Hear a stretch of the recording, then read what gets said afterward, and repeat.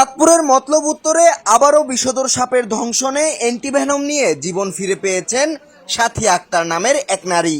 বর্তমানে মতলব উত্তর উপজেলা হাসপাতালে ভর্তি আছেন তিনি। গতকাল সোমবার বেলা 12টার দিকে জমিতে ছাগল আনতে গিয়ে বিষধর সাপের কামড়ের শিকার হন 40 বছর বয়সী ওই নারী।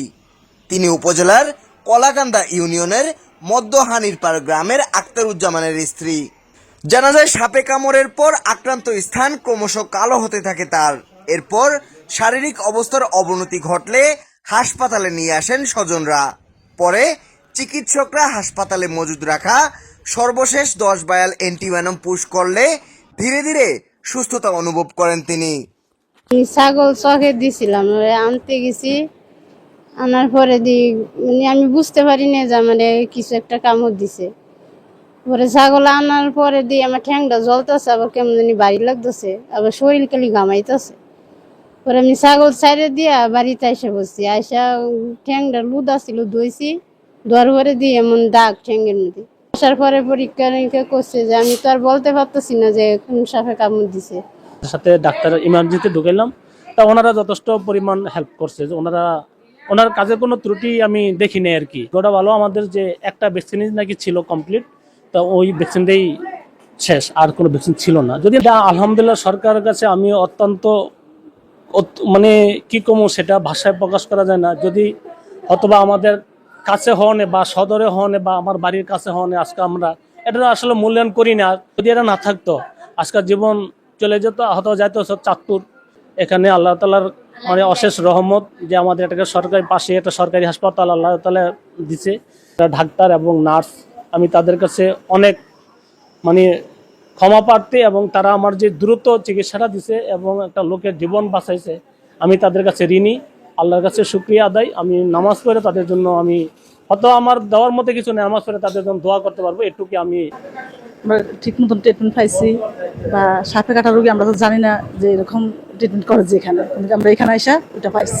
আল্লাহ যিনি আমাকে দান করেছে, আল্লাহ রাখছে, এই দুই আল্লাহর কাছে হাজার শুকর। যখন আম্মুকে সাপে কামড় দেয় তখন আমি বাড়িতে ছিলাম। আম্মু যখন ছাগল নিয়ে বাড়িতে আসছে, তখন আম্মু বলতেছে এদিকে মানে পায়ের ভিতরে ব্যথা করতেছে। তখন আমি দেখে বুঝতে পারছি যে, তারপরে আমি সাথে সাথে আম্মুর গায়ে ওড়না ছিল, তা দিয়ে আমি আম্মুর পায়ে বান দিয়ে তারপরে আমার দাদুকে এবং আশেপাশে দাদা ছিল তাদেরকে ডেকে এনেছি। দিকে আমি ফার্স্ট আমাদের ইমার্জেন্সি ডিপার্টমেন্টে যেখানে আছে ওখানে আমি রিসিভ করার পরে সাথে সাথে দেখি যে তার একটা জায়গায় বাইট মার্ক আছে। রুগীটা আসার সাথে সাথে তার দেখলাম যে সে চোখে ঝাপসা দেখা, চোখ ধরে রাখতে পারতেছে না, গাড় ফালাই দিচ্ছে, আর তার সারা শরীর গা ঝিমঝিম করতেছে, আর বাইট যে জায়গাটা যেখানে সাপে কামড় দিছে ওই জায়গাটা ফুলে যাচ্ছে, প্লাস কালো হয়ে গেছে। সাথে সাথে আমরা রক্ত পরীক্ষাও করি। রক্ত পরীক্ষায় যখন দেখি যে মনে হচ্ছে দিস ইজ ভেনোমাস, তখন আমরা সাথে সাথে তার ব্যবস্থা নেওয়ার সাথে সাথে আমরা তাকে অ্যান্টিভেনম দেই। মজার ব্যাপার অ্যান্টিভেনম দেওয়ার 1 ঘন্টার মধ্যে রোগীটা আগে যে সিমটমগুলো ছিল তার থেকে অনেকটাই ইমপ্রুভ। মতলব উত্তরে মানে মার্চ মাস থেকে আপনার যে নভেম্বর, এই সময়টা বেড়ে যায় সাপে কাটা রোগী। আমরা উপজেলা স্বাস্থ্য কমপ্লেক্সে প্রতিদিন ডিউটি করলে প্রতিদিন মানে এভারেজে 10 থেকে 20টা রোগী পাওয়া যায়। 3 মাসে আমরা টোটাল রোগী দেখছি প্রায় 70টার মতো, তার মধ্যে 8টা রোগীর অ্যান্টিভেনম দেওয়া লাগছে। আর যারা ভেনোমাস সাপে কামড় দেয়, এই রোগীগুলো যদি কামড় দেওয়ার সাথে সাথে হসপিটালে না এসে ওজার কাছে যায়, তখন তারা অনেক ডিলে করে ফেলে।